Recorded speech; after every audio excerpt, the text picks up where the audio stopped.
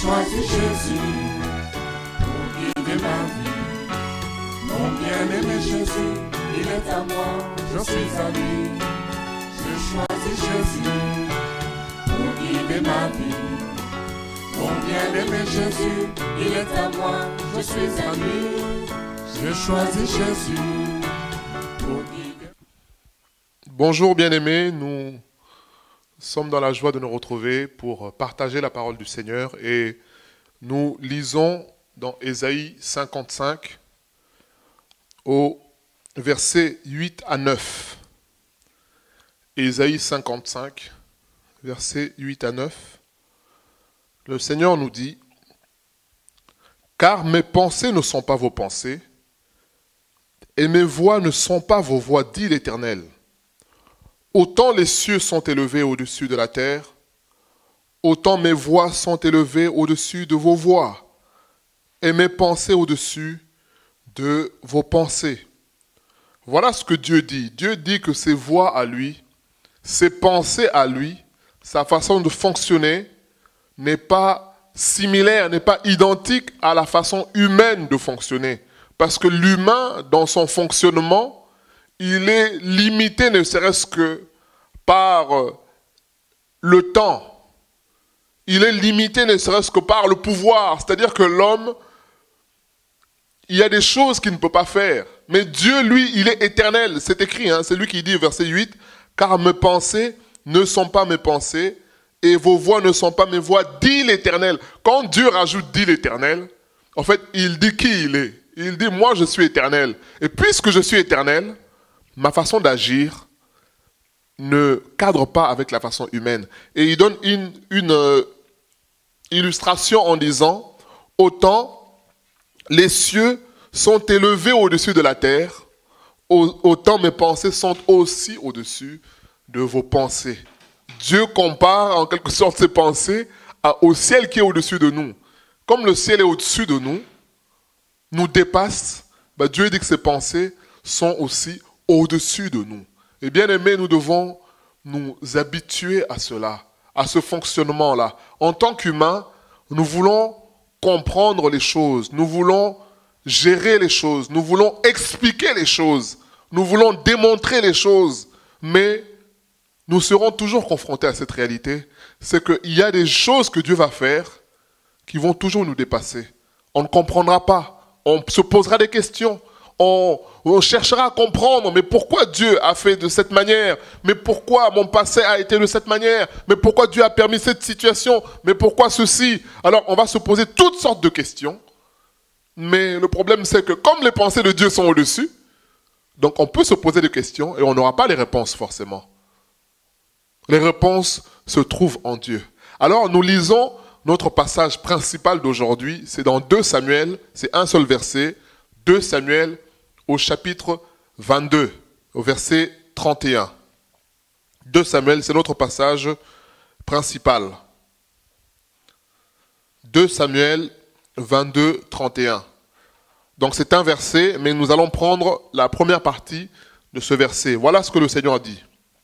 C'est David, c'est le cantique de David. David crie à l'Éternel.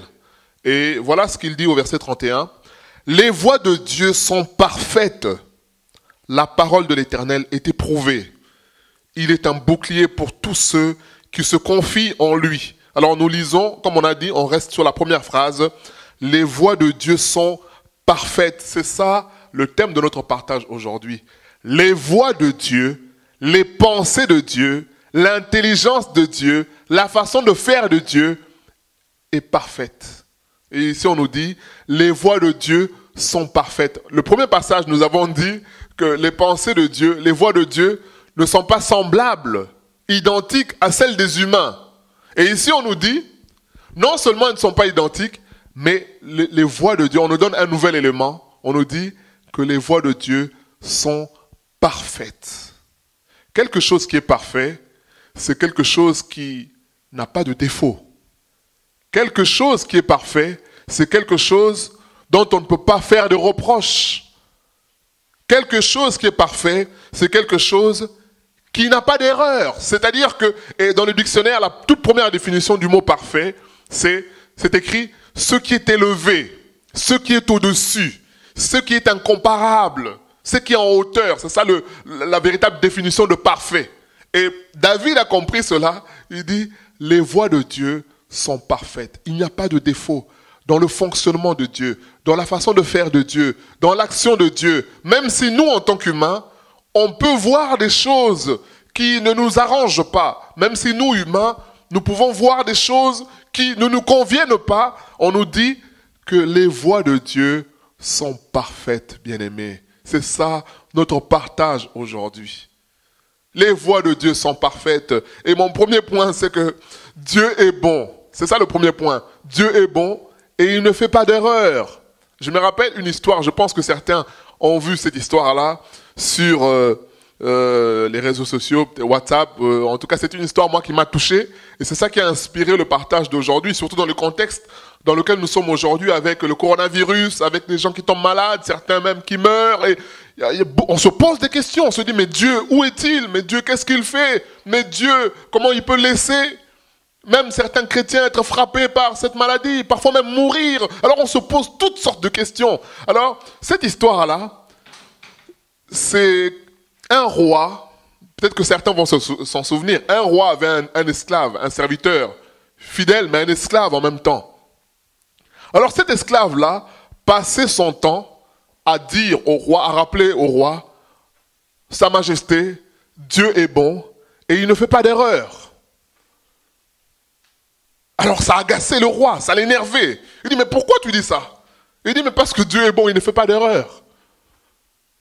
Alors un jour, le roi prend son esclave, son serviteur, ils vont faire de la chasse. Et arrivé à la chasse, il tue un lion. Mais avant de tuer le lion saute sur le roi et lui arrache un doigt. Et ils réussissent à abattre ce lion-là. Alors le roi est furieux.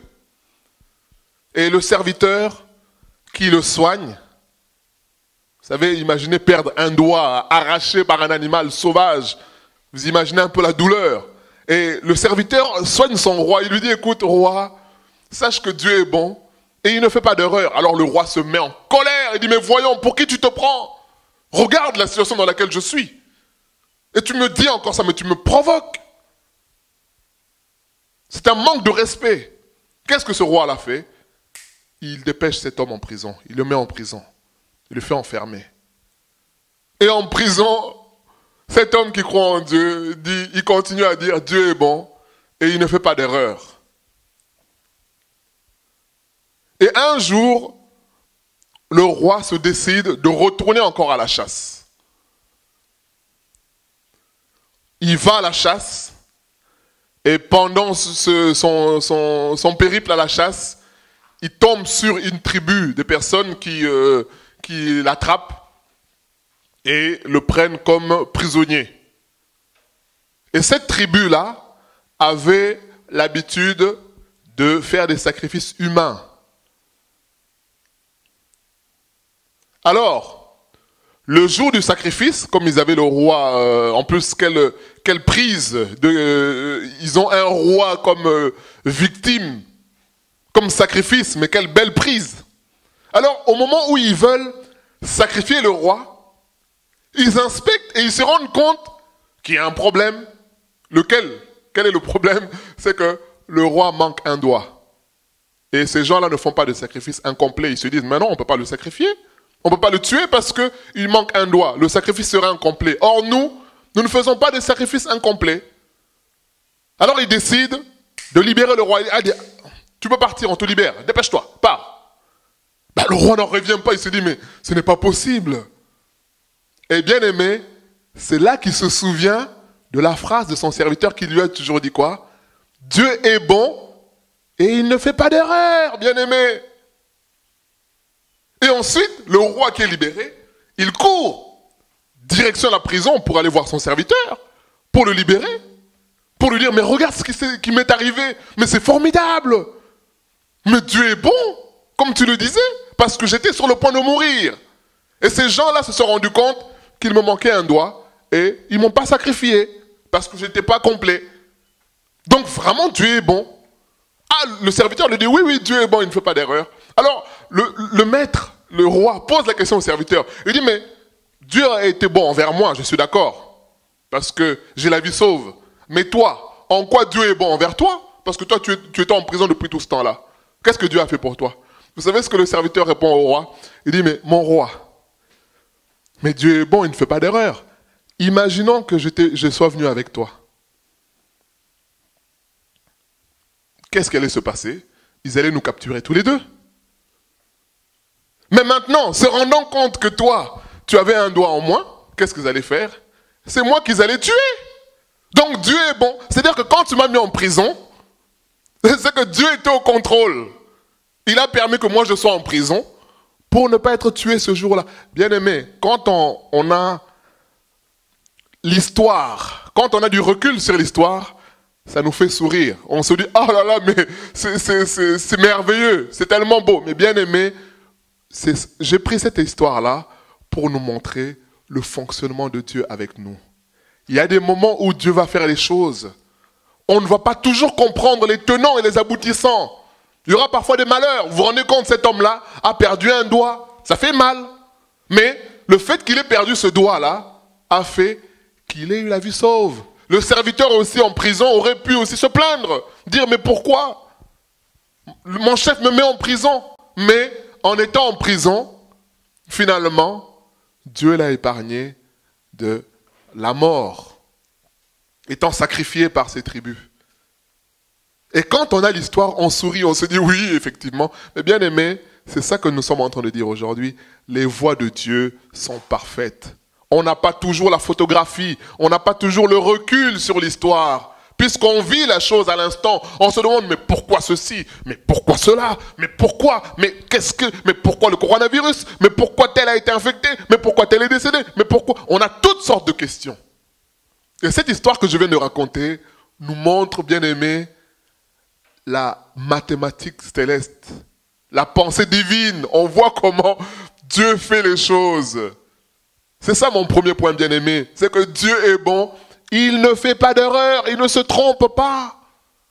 Toi, tu peux penser que tu es peut-être une erreur de la nature. Mais sache qu'avant toi, il y en a un qui gère les choses, qui maîtrise. On se rappelle dans Matthieu 13, lorsque les serviteurs viennent voir le maître pour dire, mais maître, mais n'avons-nous pas semé du blé dans ton champ? Mais d'où vient donc qu'il y a de l'olivrier parmi le blé? C'est un ennemi qui a fait cela. Et le maître dit quoi? Il dit, laissez, je suis au courant. Laissez croître ensemble. Et un jour viendra où on séparera les choses. Bien aimé, c'est ça notre exhortation d'aujourd'hui. C'est que les voies de Dieu sont parfaites. Vous voyez l'histoire que j'ai racontée là, c'est une histoire qui m'a touché, qui nous montre combien Dieu gère tous les détails de la vie. Parfois même pour nous faire passer. Donc Dieu a permis que ce roi-là perde son doigt pour qu'un jour il comprenne que réellement Dieu est bon. Vous voyez comment Dieu fait les choses? Qu'il soit libéré par des méchants, des sauvages, pour que ce jour-là, il comprenne. Parce qu'à chaque fois qu'il entendait ça du serviteur, il se fâchait. Mais pourquoi tu dis ça? Mais pourquoi tu dis ça? Pourquoi Dieu est bon? Pourquoi? Mais un jour, il a expérimenté la bonté de Dieu. Alors, être libre, manquer un doigt, et être entier, et se faire tuer par une tribu. Bien aimé, vous choisissez quoi? Je pense que ce roi-là, il n'y avait pas photo comme on dit, hein. Il n'y avait pas photo. Il préférait perdre un doigt, mais garder la vie sauve. C'est cela. Les voies de Dieu, bien-aimés, sont parfaites. Et Dieu est bon, c'est ce que David dit. Ses voies sont parfaites. Dieu sait ce qu'il fait. Et souvent, quand nous ne comprenons pas les choses, quand nous ne voyons pas pourquoi Dieu fait ceci? Pourquoi Dieu fait cela?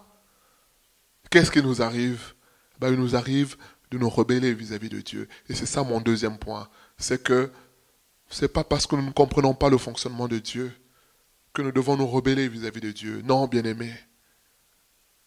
Ne nous rebellons pas parce que nous n'avons pas compris. Il y a beaucoup de choses dans le fonctionnement, notamment par rapport à cette crise sanitaire, tout ce qui se passe. Parfois, on a envie même de réagir humainement pour crier toutes les injustices qu'on peut voir. Mais il y a une certitude, c'est que Dieu est au contrôle. Il sait ce qu'il fait. Nous lisons Luc au chapitre 23. Luc chapitre 23, c'est l'histoire des 2 brigands à la croix. Luc 23, verset 35 jusqu'au verset 43. Le peuple se tenait là et regardait. Les magistrats se moquaient de Jésus, disant, « Il a sauvé les autres, qu'il se sauve lui-même, s'il est le Christ, l'élu de Dieu. » Les soldats aussi se moquaient de lui, s'approchant de lui et lui présentant du vinaigre. Ils disaient, « Si tu es le roi des Juifs, sauve-toi toi-même. » Il y avait au-dessus de lui cette inscription, « Celui-ci est le roi des Juifs. » L'un des malfaiteurs crucifiés l'injuriait, disant, « N'es-tu pas le Christ? Sauve-toi toi-même et sauve-nous. » Mais l'autre le reprenait et disait, « Ne crains-tu pas Dieu, toi qui subis la même condamnation? Pour nous, c'est justice, car nous recevons ce qu'ont mérité nos crimes.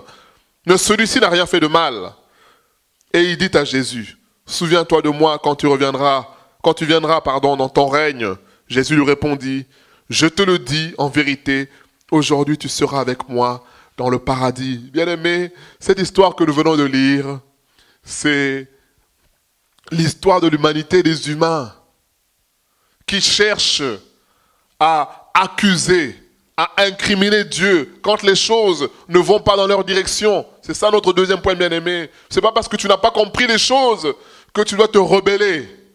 Dire c'est la faute de Dieu. Si Dieu existe, pourquoi il y a ceci?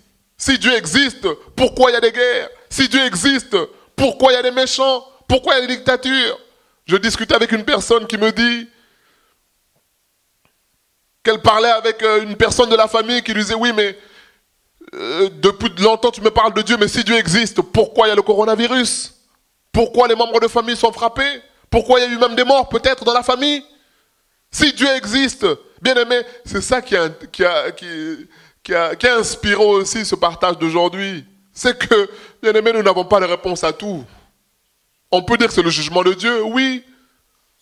Mais c'est ce que nous, on peut comprendre. Mais on n'a pas réponse à tout. On n'a pas réponse à tout. Mais vous savez, cette personne-là qui posait la question en disant, mais si Dieu existe, pourquoi ceci, pourquoi cela? Aujourd'hui, cette personne-là, qui ne lisait pas la Bible autrefois, aujourd'hui, commence à lire la Bible. Bien-aimé, c'est ça la mathématique, c'est ça la pensée de Dieu. C'est-à-dire que Dieu fait des choses qui nous dépassent. Dieu fait des choses qui nous dépassent. Il suffit d'avoir un peu d'humilité. Regardons cet homme, le malfaiteur, le premier qui dit, mais si tu es le Fils de Dieu, n'es-tu pas le Christ, verset 39, sauve-toi et sauve-nous. Mais c'est ce que beaucoup disent. Ils ne veulent pas croire en Dieu, mais quand il y a des problèmes, ils disent, mais si Dieu existe, pourquoi il y a des problèmes? Bien aimés, mais soyons cohérents. Soyons cohérents. Moi, ma première réponse, c'est dire que Dieu est bon. Et il ne se trompe pas. Et ma deuxième réponse, c'est dire que Dieu lui seul a les explications. Mais ce qu'il veut, c'est que le méchant vienne à la repentance, qu'il soit sauvé. C'est cela. Il y a beaucoup de choses que nous ne comprenons pas dans le fonctionnement de ce monde. Il y a beaucoup de choses qui sont injustes dans le fonctionnement de ce monde. Mais ça ne change pas le fait que Dieu veuille sauver les humains. Les choses que nous voyons, bien aimés, nous montrent que le cœur humain est mauvais. Cette crise sanitaire que nous vivons, où on a vu, je pense que certains scientifiques, médecins ont pu dénoncer des choses en disant que c'est une question uniquement financière des groupes pharmaceutiques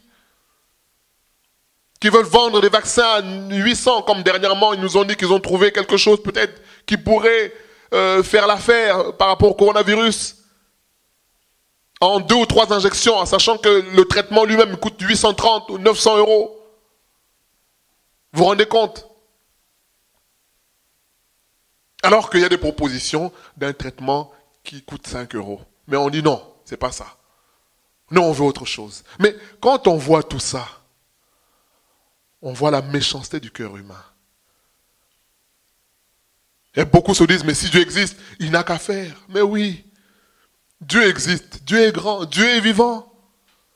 Mais il se manifeste pour ceux qui se font petits et qui acceptent. Comme l'histoire du roi que j'ai présenté là au début. Ce roi-là qui s'énervait quand on disait Dieu est bon, un jour, il a eu besoin de Dieu. Je pense que quand il était sur le point d'être sacrifié, il s'est souvenu de la phrase de son esclave, lui disant que Dieu est bon, il ne fait pas d'erreur. Peut-être a-t-il prié, on ne sait pas. L'histoire ne le dit pas. Mais en tout cas, il a compris ce jour-là, personnellement, que Dieu était bon. Mais non seulement pour lui, parce que quand il va voir l'esclave lui dit, oui, mais Dieu est bon parce que si j'étais avec toi, eh bien moi j'aurais été sacrifié ce jour-là. Alors Dieu a permis que je sois emprisonné. C'est ça, bien-aimé. Alors acceptons de nous humilier, bien-aimés. Et cet homme, comme beaucoup autour de nous, parfois nous pose des questions. Mais toi qui pries, regarde ceci, regarde. Oui, Dieu permet ces choses pour qu'on vienne à lui. Dieu permet ces choses pour qu'on se rende compte qu'en réalité, seul Dieu est la solution. Et malheureusement, beaucoup se mettent à incriminer Dieu. Comme ce brigand qui dit, n'es-tu pas le Christ? Mais sauve-toi et sauve-nous. Prouve maintenant que tu l'es. Prouve maintenant. Le Christ, c'est quoi? C'est le loin de Dieu. Le Messie, le Sauveur. Mais prouve maintenant que tu l'es. Ah, mais Dieu n'agit pas comme ça. Dieu n'agit pas parce que tu veux qu'il prouve qu'il est... Non, il est Dieu. Le soleil ne va pas prouver qu'il éclaire ou qu'il donne la chaleur. Non, il est tel qu'il est. Voilà. Tu peux en bénéficier ou refuser d'en bénéficier, mais il est là. C'est ça. Et Dieu ne va pas céder à un chantage comme ça. Mais Dieu veut qu'on puisse ouvrir notre intelligence pour comprendre. Comme je témoignais tout à l'heure avec cette personne qui disait, mais si Dieu existe, mais aujourd'hui cette personne commence à lire la Bible. Commence à chercher à comprendre qui est Jésus, qui est Dieu. Pourquoi, bien-aimé? C'est peut-être dur, hein, ce que je veux dire. Est-ce qu'il aurait fallu qu'il y ait le coronavirus pour que cette personne arrive à lire la Bible aujourd'hui? Mais bien-aimé, Dieu connaît l'homme. Dieu connaît le cœur de l'homme. Et il sait là où il faut appuyer pour briser les humains. Il sait, bien-aimé. Regardez un peu comment l'humanité entière a été immobilisée. La terre entière immobilisée. À cause d'un virus. Cela nous montre combien l'homme est fragile. Boris Johnson, le premier ministre de l'Angleterre, en soins intensifs, il a peut-être même failli y passer. Alors toi qui es simple monsieur, tout le monde, tu fais le costaud devant Dieu en disant mais imagine un premier ministre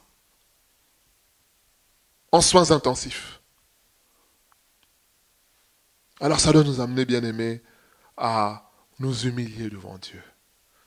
À ne pas faire le costaud. À ne pas faire le rebelle. À ne pas chercher à faire le dur. À ne pas chercher à accuser, parce que comme j'ai dit tout à l'heure, quand les choses nous dépassent, quand on ne comprend pas, on cherche un bouc émissaire. On cherche le coupable. Et souvent le coupable, on se tourne vers Dieu. Mais ça, je parle des païens. Mais nous aussi, chrétiens, il y a parfois ces situations qu'on vit. On est parfois démunis, on n'a pas de réponse devant les gens.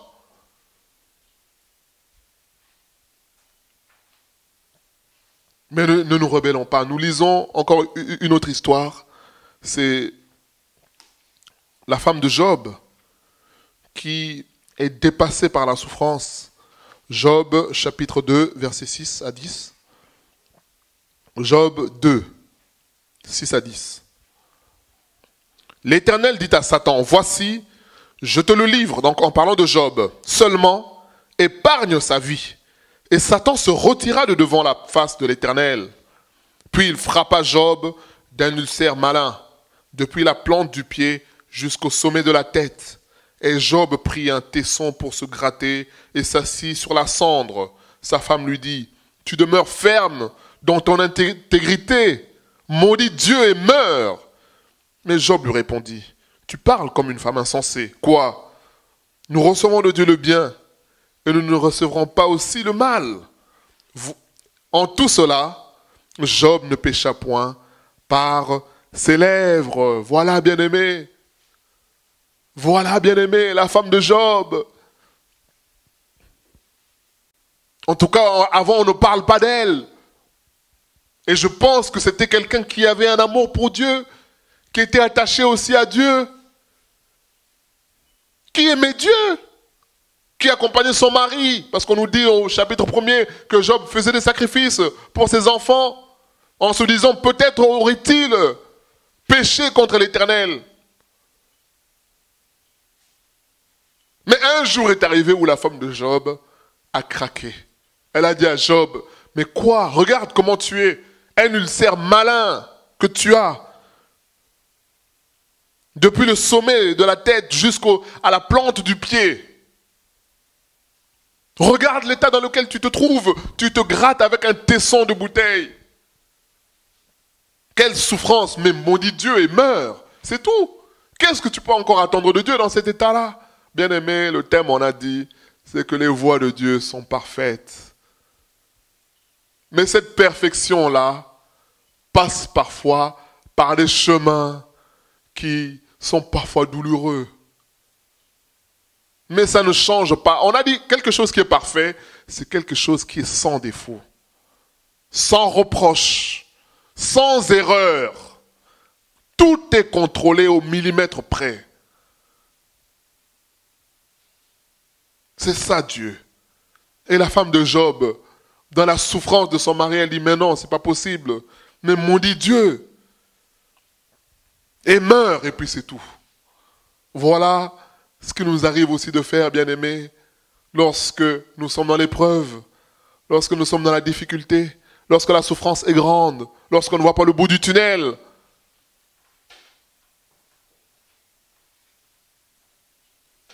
On cherche à se rebeller même vis-à-vis de Dieu. En disant, mais pourquoi il a fait ça? Mais pourquoi ceci? Mais pourquoi cela? Mais bien aimé, là, cette histoire qu'on lit là, nous on a le recul.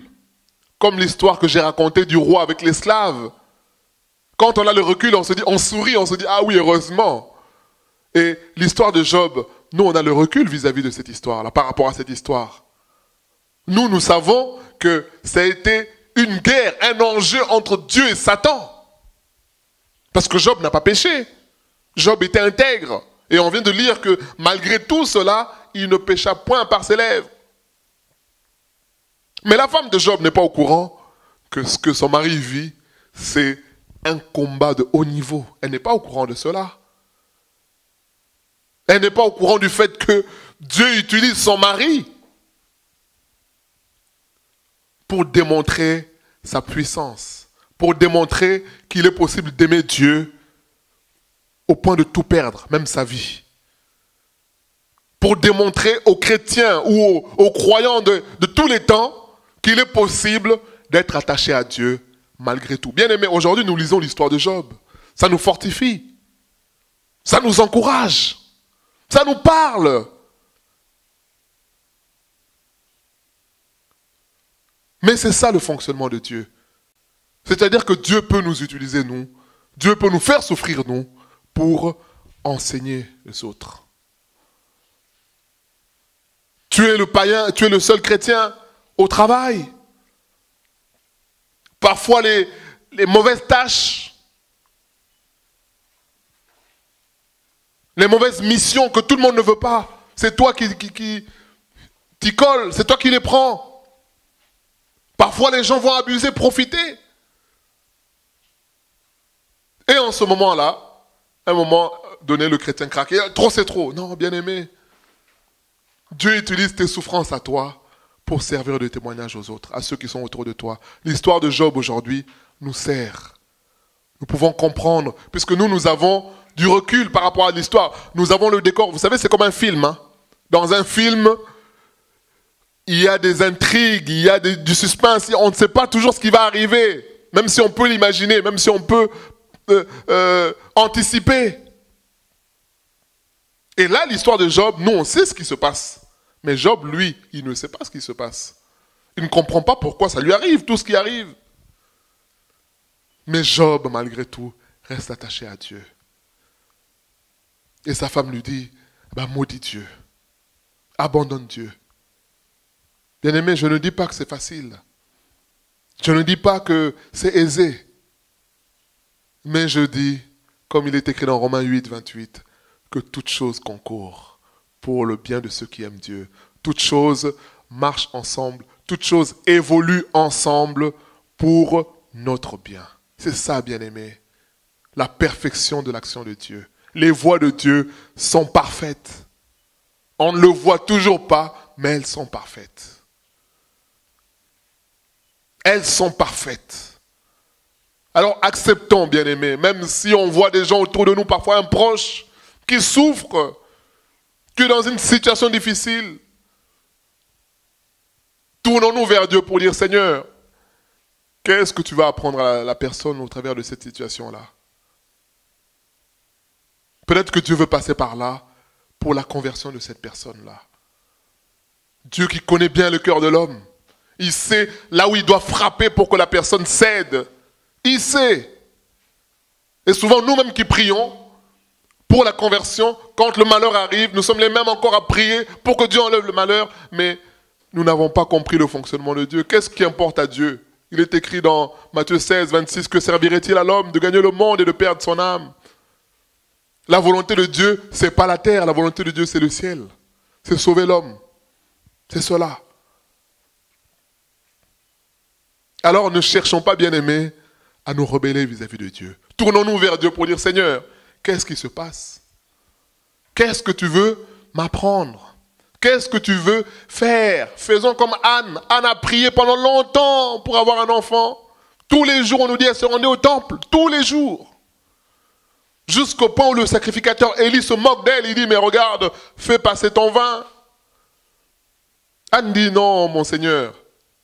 Je ne suis pas ivre, c'est le chagrin, c'est la peine de mon cœur que j'exprime à Dieu, tout simplement. Jusqu'au jour où Anne fait la prière qui touche Dieu. Bien aimé, les voies de Dieu sont parfaites. Pourtant, lorsqu'on lit avant, qu'est-ce qu'on nous dit d'Anne? Qui l'avait rendue stérile? Elle était malade ou la nature ou... Non. C'est Dieu qui l'avait rendue stérile. C'est Dieu lui-même qui a fait les choses. Bien aimé, les voies de Dieu sont parfaites. Donc Dieu rend Anne stérile parce qu'il veut passer par Anne pour donner un enfant qui sera le roi, qui sera, pas le roi, qui sera le juge, d'Israël, le prophète d'Israël. Quelle responsabilité! Mais pour passer par ce chemin-là, il aurait fallu au préalable travailler le cœur d'Anne. Parce qu'elle, elle voulait un enfant pour montrer à sa rivale, Pénina, qu'elle était capable d'enfanter. Vous savez, dans le contexte du Moyen-Orient ou de l'Afrique, une femme qui n'a pas d'enfant, c'est une femme qui est sujet à moquerie, qui est la risée de tout le monde, qui est déconsidérée, mais littéralement. Et c'était le cas de Anne. Quelle souffrance! Alors elle priait, Seigneur, donne-moi un enfant. Regarde ma rivale, mais Seigneur. Mais un jour elle dit, Seigneur, donne-moi un enfant. Et il te sera consacré. Dieu dit, voilà, c'est ce que j'attendais. Les voies de Dieu sont parfaites. Et là, Dieu donne un enfant à Anne. Et Anne va voir son mari pour dire, écoute, quand l'enfant sera sevré, je le déposerai au temple. Le mari dit, écoute, fais comme tu as décidé dans ton cœur. C'est cela, bien-aimé. Les voies de Dieu sont parfaites. C'est ça mon exhortation aujourd'hui. Alors, le but, c'est que nous allons le voir. Le but, c'est que nous n'ayons plus peur. Quand quelqu'un vient te voir pour te dire, mais toi, chrétien, qu'est-ce que tu as à dire au coronavirus? Qu'est-ce que tu as à dire? Dis, Dieu est au contrôle. Ses voies sont parfaites. Dieu sait ce qu'il fait.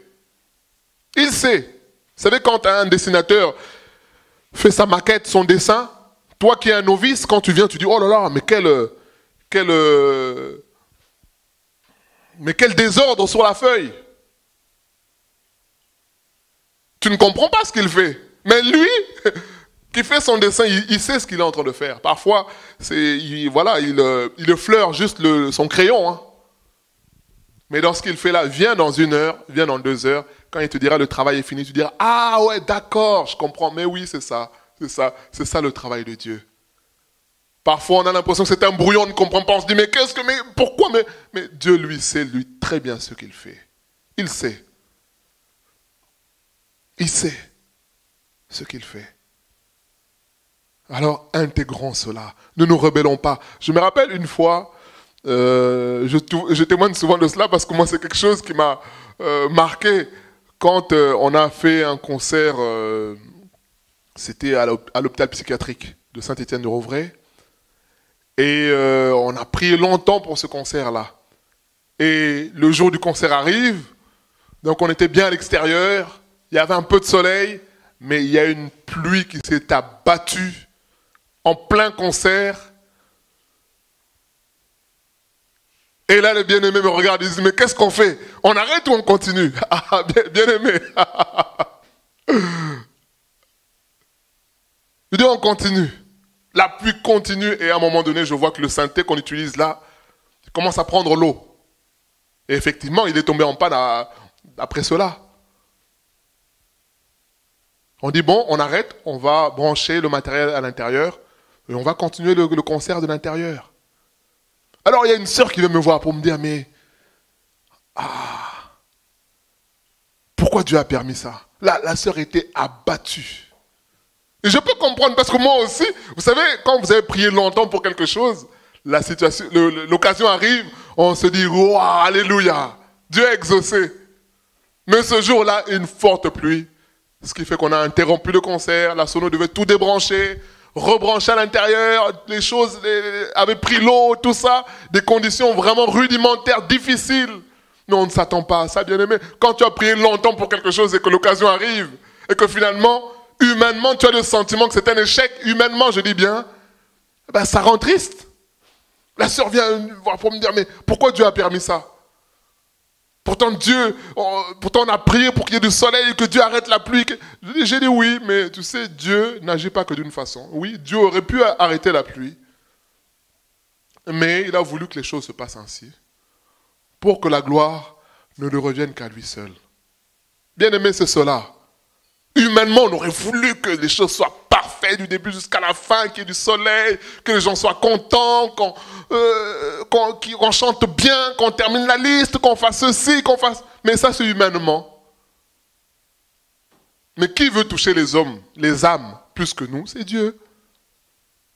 Alors, à un moment donné, acceptons son fonctionnement. Moi, j'ai dit à cette bien-aimée, je dis, écoute, tu sais, il y a parfois des choses qui peuvent être comme des défaites humaines pour nous, mais c'est dans ces défaites-là que Dieu se glorifie. C'est ce qu'il est écrit dans 2 Corinthiens 12, où l'apôtre Paul dit, c'est dans ma faiblesse que je suis fort, que Dieu manifeste sa force. Je lui ai dit, Jésus à la croix, quelle honte! On l'a lu, on a lu le Luc 23.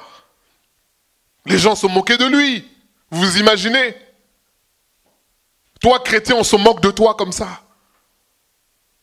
Étienne, lapidé un homme. On dit Étienne était un homme intègre. Voilà qu'Étienne est lapidé. Tué à jet de pierre, bien aimé, c'est cruel. Je pense que les chrétiens qui se cachaient ce jour-là, ils veulent se dire, mais Dieu, mais tu nous as laissé tomber. Mais quelle honte, parce que nous, nos pensées à nous, ça aurait été que Étienne se relève, qu'il crie, que tout le monde tombe, qu'il y ait la puissance du Saint-Esprit. Mais bien aimé, Dieu est Dieu. Dieu est Dieu. Il n'a pas besoin de nous pour agir. Parce que c'est dans cet échec-là, apparent, la mort d'Étienne, qu'on a vu la naissance de Saul, de Tarse. L'apôtre Paul, on nous dit dans Actes chapitre 9, il respirait encore la haine, le meurtre d'Étienne. Mais Dieu se révèle à lui. Il lui dit, pourquoi tu résistes? Pourquoi tant de haine? Pourquoi tant de méchanceté? Et c'est ça. Et j'ai dit à la sœur, j'ai dit, Jésus à la croix, c'était une honte. Marie et les disciples, on se rappelle que Pierre s'est caché. On a dit, tu étais avec lui. Il a dit qui? Moi? Mais je ne sais même pas de quoi vous parlez. Jésus, moi? Oui, tu étais avec lui. De voir votre maître à la croix, c'est une honte. Mais que nous dit la Bible? L'apôtre Paul dit, la prédication de la croix est une folie pour les intelligents de ce monde. C'est pour ça qu'on a lu, les voies de Dieu ne sont pas les nôtres. Parce que c'est par la croix, l'humiliation par la croix, que nous sommes sauvés.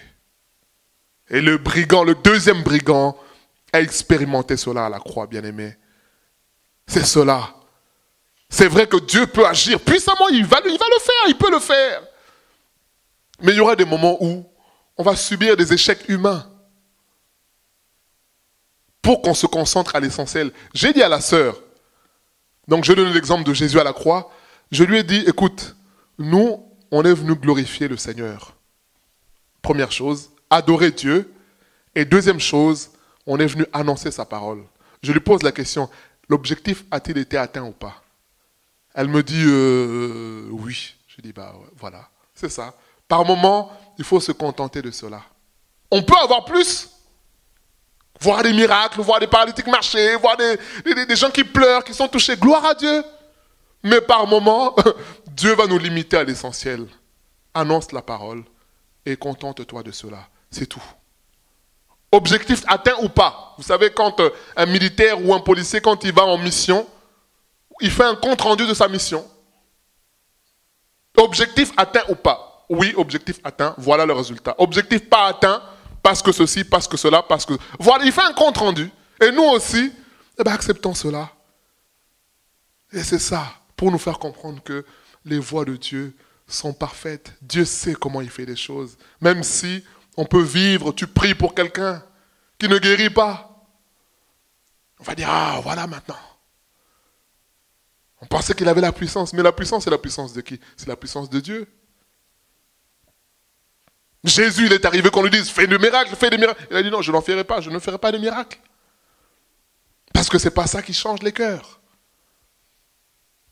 Parce que ce n'est pas ça. Dieu, lui, sait comment s'employer. On se rappelle dans Jean 2, versets 22, 23 à 24, où Jésus dit qu'il y avait une foule qui a cru en lui, mais Jésus ne se fiait pas en cette foule parce qu'il savait qu'il venait pour manger, pour boire, pour se rassasier, c'est tout, se divertir. C'est tout. Mais Dieu, lui, sait par où il doit passer pour toucher quelqu'un. Lui, il sait. Alors quand on voit un chrétien tomber malade, vous savez, le fait de vouloir toujours la force et la puissance, c'est là qu'on en arrive à des mensonges où on dit qu'un chrétien ne peut pas tomber malade. C'est écrit où? C'est écrit où? Un chrétien peut tomber malade. Un chrétien peut mourir aussi de maladie. Mais la différence, c'est que cette mort-là ouvre la porte à l'éternité, à la présence de Dieu. Mais quelle joie! Quelle joie! Et dans tout ça, qu'est-ce que nous disons? À Dieu seul la gloire. C'est cela, bien-aimés. Les voies de Dieu, bien-aimés, sont parfaites. Ne nous rebellons pas. Ne devenons pas rebelles parce qu'on n'a pas compris. Parce qu'on n'a pas saisi les choses. Parce qu'on n'a pas réponse à donner. Non, il y aura des moments où on n'aura pas de réponse. Où on dira, bon, Dieu seul sait. C'est ça. Isaac demande à son père, mais il est où l'animal pour le sacrifice? Il y a le bois, il y a le feu, il y a tout. Il dit, Dieu pourvoira. Voilà. Et il y a des moments où on passe pour quelqu'un excusez-moi le terme, de bête, parce qu'on n'a pas de réponse. Parce que bien évidemment, quand tu réponds comme ça, les gens vont se moquer de toi, ils vont dire, oh là là, en plus, tu crois, mais en plus, tu ne sais même pas. Mais c'est ça, bien-aimé. C'est ça, être chrétien. C'est ce que Jésus dit, le vent souffle où il veut. On entend le bruit. On ne sait pas d'où il vient, d'où il va, mais on sait qu'il souffle et on le suit, bien-aimé, c'est ça. J'ai beaucoup d'exemples pour nous montrer cela, que les voies de Dieu sont parfaites. Un homme comme Joseph, nous qui lisons, nous connaissons les promesses de Joseph. Nous connaissons même la fin de l'histoire de Joseph. Mais est-ce que Joseph, lui, a lu son histoire pour voir que, bon, je vais être vendu, je vais être séparé de ma famille, de mon père, je vais être à l'étranger, où je serai esclave, ensuite, il va se passer ceci, je serai élevé, et ensuite, je serai en prison, et ensuite, je vais faire des songes, et ensuite, 3 ans après, je serai libéré, Premier ministre. Est-ce qu'il savait tout ça? Mais non, il ne le savait pas. Nous, on a l'histoire. Nous, on lit, on comprend, on se dit, ah, vraiment, il a été fidèle.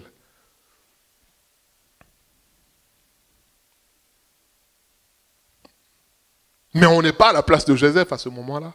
Mais Joseph a tenu parce qu'il a fait confiance en Dieu, tout simplement. C'est ça, bien-aimé. Il savait que la voie de Dieu était parfaite. Et Dieu a été bon parce que Dieu lui a donné des songes à l'avance. Mais vous savez, c'est pas parce qu'on a les prophéties, c'est pas parce qu'on a la parole de Dieu que quand le malheur arrive, qu'on se souvient toujours de cette parole-là, bien-aimé. Soyons honnêtes, soyons sincères. Soyons honnêtes. Parfois, tu sais que Dieu t'attend à tel niveau. Tu sais qu'il y a des prophéties. Mais je peux te dire que quand tu vis la souffrance, les prophéties, là, tu te dis, ah, ça attendra après. Hein. Quand tu es dans un avion avec des turbulences, je ne sais pas combien, 15 000 pieds, je peux te dire que tu as juste une seule envie, c'est de descendre de l'avion vivant. Tu ne penses plus, ah non, tu ne penses plus au reste. Hein. Tu ne te projettes plus. Et imaginez que cette situation s'allonge, dure dans le temps. Joseph a souffert pendant longtemps dans le temps. Au point d'être accusé même injustement par la femme de son chef. Mais on nous dit dans toutes ces choses, Joseph est resté intègre. Et la Bible dit que Dieu était avec lui partout. Tout ce qui touchait, partout où il partait, Dieu était avec lui.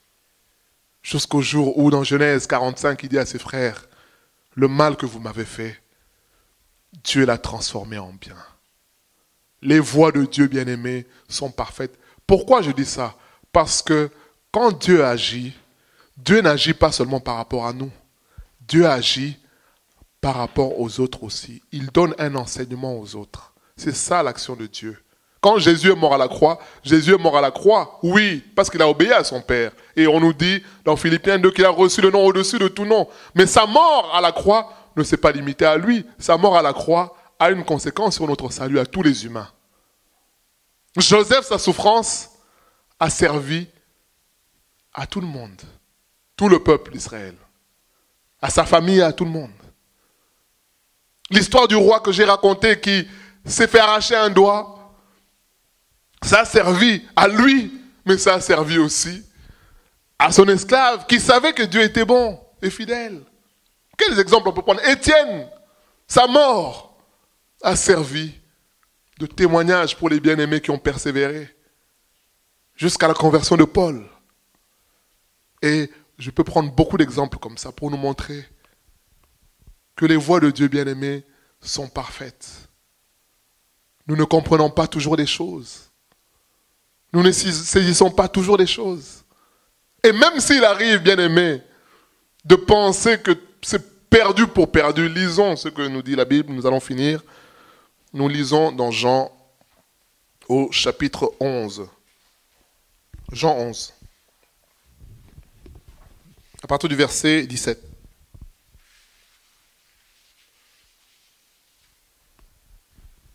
Jean 11, verset 17. C'est la résurrection de Lazare. Jésus, Jean 11, 17 à 27. Jésus étant arrivé, trouva que Lazare était déjà depuis 4 jours dans le sépulcre. Et comme Béthanie était près de Jérusalem, à 15 stades environ, beaucoup de Juifs étaient venus vers Marthe et Marie pour les consoler de la mort de leur frère. Lorsque Marthe apprit que Jésus arrivait, elle alla au-devant de lui, tandis que Marie se tenait assise à la maison. Marthe dit à Jésus, « Seigneur, si tu eusses été ici, mon frère ne serait pas mort. Mais maintenant même, je sais que tout ce que tu demanderas à Dieu, Dieu te l'accordera. » Jésus lui dit, « Ton frère ressuscitera. » « Je sais, lui répondit Marthe, qu'il ressuscitera à la résurrection au dernier jour. Jésus lui dit, « Je suis la résurrection et la vie. Celui qui croit en moi vivra, quand même il serait mort. Et quiconque vit et croit en moi ne mourra jamais. Crois-tu cela ?» Elle lui dit, « Oui, Seigneur, je crois que tu es le Christ, le Fils de Dieu, qui devait venir dans le monde. » Voilà, bien-aimés, Marthe et Marie envoient un message à Jésus pour dire, « Mais regarde ton ami que tu aimes, Lazare est malade, il est mourant, dépêche-toi. » Et on nous dit quoi? Jésus dit aux disciples que je me réjouis de cette situation. Je me réjouis de ne pas être là, présent. Et ensuite il dit, bon, allons voir Lazare, il dort. Les disciples disent, bon, comme il dort, bon, La situation est sous contrôle, c'est facile. Il suffit de le réveiller. Jésus lui dit non, il est mort. Comprenez maintenant que les choses sont plus compliquées à votre intelligence humaine. Il est mort, mais Jésus lui savait ce qu'il allait faire. Alors il rencontre Marthe. Marthe lui dit, oh mais Seigneur, mais si tu avais été là, bien aimé, c'est cela. On se dit, mais si seulement on avait fait ceci, voilà, cette situation ne serait pas arrivée. Mais si Dieu avait fait comme ça, voilà, les choses auraient été différentes. Bien aimé, comme dans le monde, ils disent, avec les si, on peut refaire le monde. Notre Dieu n'est pas un Dieu de si, hypothétique, non, c'est un Dieu vivant, c'est l'Éternel. Jésus dit à Marthe, il dit, oh Marthe, mais moi je suis la résurrection, est-ce que tu le crois? Elle dit, oui, je sais Seigneur, mais ça arrivera à la résurrection. Plus tard, il dit, non, je suis à la résurrection. Et c'est ce qu'il dira aussi à Marie après, dans Jean, toujours 11, au verset 40. Ne t'ai-je pas dit, crois seulement et tu verras la gloire de Dieu.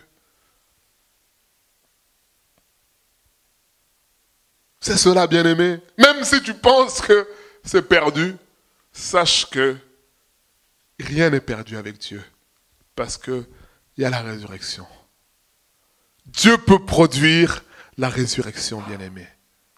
Et quand on réalise ça, on comprend finalement que tout est parfait avec Dieu.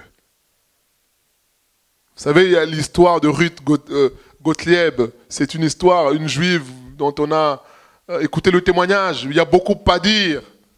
Mais c'est quelqu'un qui a vécu des drames mais terribles.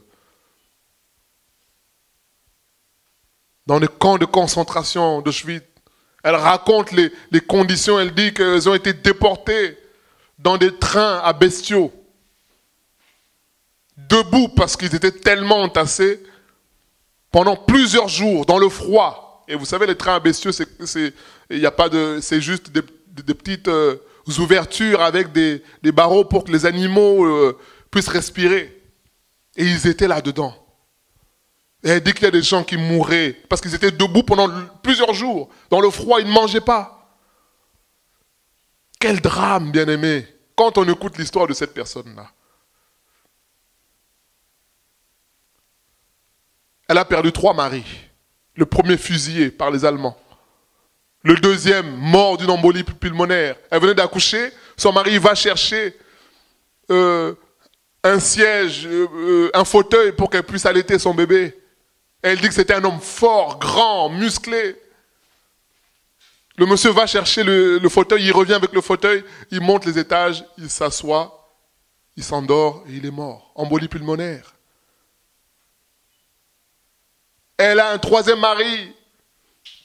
Entre-temps, sa fille, retrouvée morte dans la baignoire. Bien aimé, c'est une histoire, quand vous écoutez l'histoire, vous vous dites, mais comment quelqu'un comme ça peut croire en Dieu? Vous savez, il y a des histoires, quand tu écoutes, tu vois la personne se plaindre, tu te dis, bon, la personne a quand même raison. Mais bien aimé, c'est faux. Parce que la preuve, c'est que Ruth a accepté Jésus-Christ.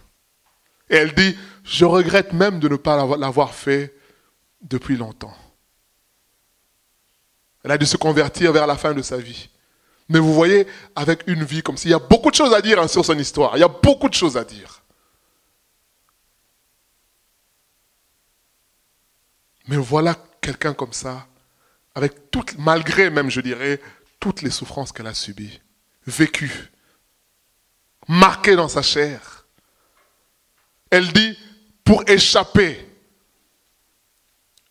à la chambre à gaz, elle dit une fois, elle s'est cachée dans un placard. Elle dit, elle était tellement frêle, tellement mince, tellement maladive. Sachant qu'elle a perdu toute sa famille. Alors elle dit qu'elle est partie une fois se cacher dans un placard. Et les Allemands sont venus, ils vérifiaient, parce que quand ils les emmenaient, donc chaque matin, ils faisaient l'appel. Et ça durait des heures. Déjà, il faut rester debout. Elle dit qu'elle tombait tout le temps évanouie parce qu'elle n'avait pas de force pour tenir. Et ce sont les gens qui n'avaient pas de force qu'ils emmenaient à la chambre. Et elle dit, eux, ils étaient là à regarder juste pour voir la fumée. Et quand ils voyaient la fumée, ils sentaient l'odeur. Ils savaient que c'était leurs amis, leurs frères ou sœurs qui étaient dans la chambre crématoire, ou je ne sais pas comment ça s'appelle. En tout cas, qui brûlaient. Bien-aimés, vous voyez un peu la cruauté de ce que cette personne a vécu. Il m'a dit, j'ai rencontré Jésus. Et je suis dans la joie. Bien-aimé, il n'y a aucune excuse. Tout ce que Dieu fait est parfait. Quand je vois le témoignage d'une personne comme ça, je me dis qu'on n'a pas d'excuse. Tu n'as pas l'excuse du coronavirus pour dire, mais pourquoi ceci? Oui, le coronavirus est là pour nous rappeler que les choses peuvent changer d'un instant à l'autre. Voilà le pays, la France, qui se glorifiait de dire que nous sommes les premiers en matière sociale. Ah ben oui, mais bien sûr, premiers en matière sociale. On a vu des pays comme la Corée, le Singapour, qui sont devant la France, qui ont su gérer la crise. Même si bien évidemment, il y a d'autres enjeux sataniques derrière. Mais c'est là pour nous rappeler que finalement, la sécurité est en Dieu seul. Vous vous rendez compte? Tu es malade, tu as des symptômes, on te dit reste chez toi. En gros, quand ça va s'empirer, eh ben, tu viendras aux urgences. Mais généralement, quand ça s'empire, généralement, c'est compliqué, c'est difficile. Alors, dans ces conditions-là, bien-aimé, tu vas te retourner vers qui? Tu appelles le médecin te dit non, moi je ne reçois pas. Comme quelqu'un m'a dit, il appelle son médecin lui dit non, moi je ne reçois pas. Le monsieur dit oui, non, je viens à ton cabinet tout de suite là. Je viens chercher l'ordonnance. Il dit non, viens pas. Mais en même temps, le médecin lui dit par contre, il faut que tu m'envoies mon chèque de la consultation. Bien aimé, vous voyez un peu. Le monsieur veut son chèque de consultation. Parce que tu l'as appelé pour dire docteur, voilà, j'ai ceci, j'ai cela. Il ne veut pas que tu viennes chercher l'ordonnance, mais par contre, lui, il veut son chèque. Alors, si tu avais espoir en ton médecin, à ce moment-là, qu'est-ce que tu fais? Et c'est ce que nous avons lu, 2 Samuel 22. Nous avons lu que les voies de Dieu sont parfaites, sa parole est éprouvée. Elle est quoi? Un bouclier pour ceux qui s'appuient en lui. Bien-aimé, c'est ça. Les voies de Dieu sont parfaites. Acceptons cela.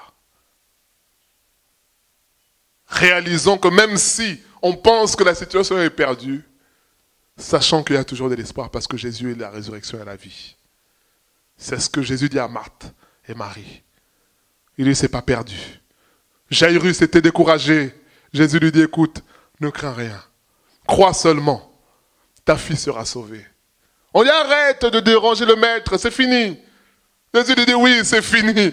Mais moi, j'ai le pouvoir d'arrêter le temps. Non seulement d'arrêter le temps, mais de reproduire la vie. C'est ça, bien-aimé.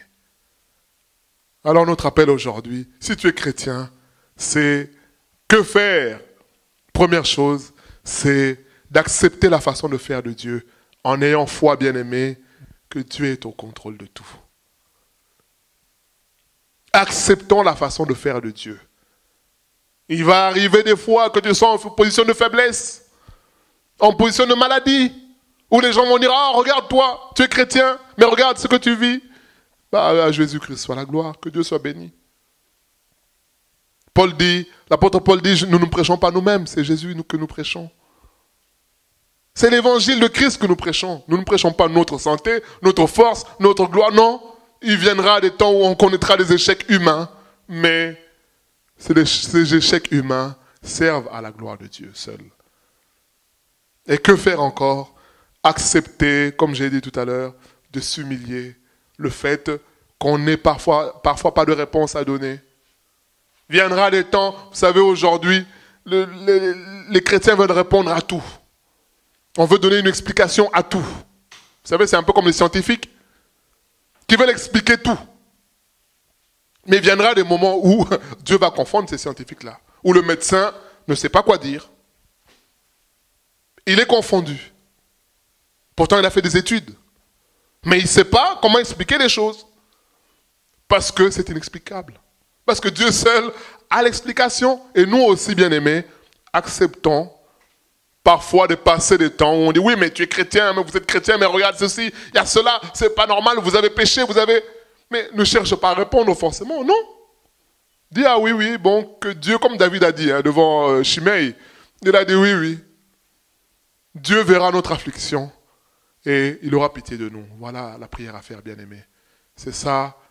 Croyons, bien-aimés, que les voies de Dieu sont parfaites. Dieu est au contrôle de tout. Dieu dirige tout. Ayons foi en lui. Humilions-nous plutôt que de faire le rebelle, plutôt que de chercher à nous plaindre pour dire mais ceci je ne comprends pas. Oui, si tu ne comprends pas, va à Dieu, humilie-toi, prie, dis Seigneur, que veux-tu m'apprendre? Seigneur, que veux-tu m'enseigner? Seigneur, quelle direction veux-tu que je prenne? Plutôt que de commencer à accuser. Humilions-nous, bien-aimés. Et si tu ne crois pas en Jésus, sache que le Seigneur frappe à ta porte. Si Ruth Gottlieb a pu se convertir malgré tous les drames qu'elle a vécus, personnellement, dans sa chair,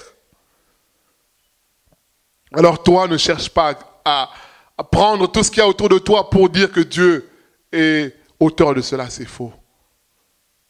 Dieu veut nous sauver. Nous allons prier au nom de Jésus. Seigneur, merci pour ta parole, merci pour ton esprit, Seigneur. Nous bénissons ton nom pour ta grâce, Seigneur. Et Seigneur, nous te louons, Seigneur, parce que tu es bon. Aide-nous à saisir cela. Seigneur, comme Ruth, qui a tout perdu, Seigneur, qui a perdu son mari, qui a perdu son beau-père, qui a perdu son beau-frère dans son pays chez les Moabites, mais qui a décidé de te suivre, Seigneur, en étant attaché à Naomi, Seigneur. Seigneur, nous ne comprenons pas tout, Seigneur, mais nous savons que toute chose concourt pour notre bien. Nous bénissons ton nom pour ta parole aujourd'hui et nous te glorifions pour ce que tu fais. Aide-nous à réaliser, Seigneur, que tes voies à toi sont parfaites, Seigneur. Tes voies ne sont pas seulement bonnes, elles sont parfaites. Il n'y a aucune ombre, Seigneur, d'erreur, Seigneur, dans ta façon d'agir. Seigneur, nous prions pour que ce message nous encourage, que nous n'ayons pas peur, Seigneur, de témoigner de toi, Seigneur. De dire que tu sauves. De dire, comme l'esclave, Seigneur, a dit à son maître, Dieu est bon et ne fait pas d'erreur. Même si le maître a eu à se fâcher à plusieurs reprises, Seigneur, un jour, il a eu besoin de cette phrase-là, Seigneur. Nous prions pour que tu nous aides aussi à être comme ce serviteur. À témoigner dans nos familles, dire que tu es bon, que tu ne fais pas d'erreur, même s'il y a le malheur qui frappe.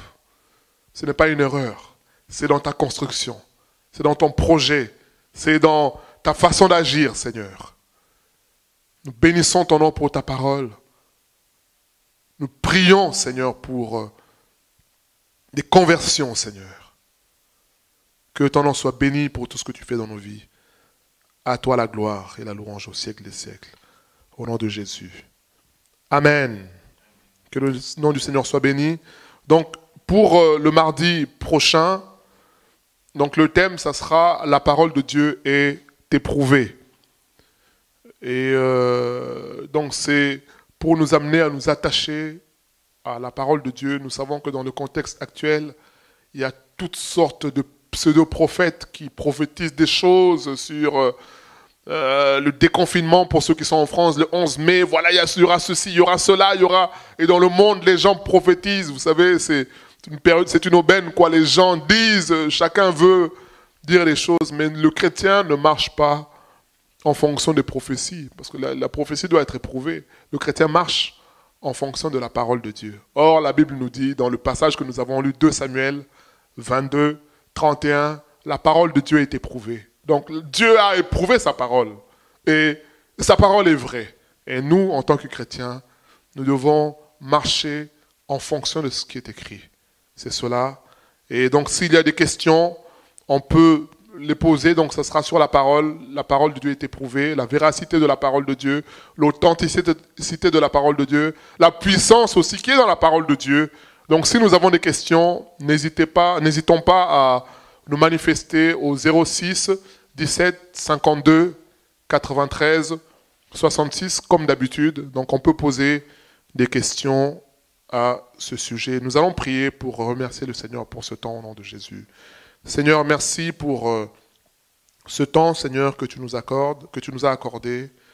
Nous bénissons ton nom pour ta parole et nous prions pour que, Seigneur, nous puissions réaliser combien tu es bon, Seigneur.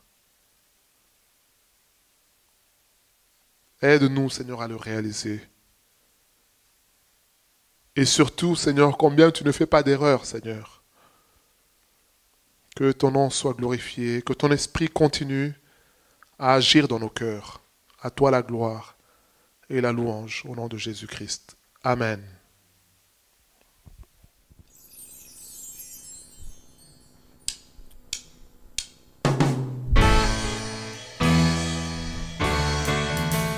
J'ai choisi Jésus pour guider ma vie. Mon bien-aimé Jésus, il est à moi, je suis à lui.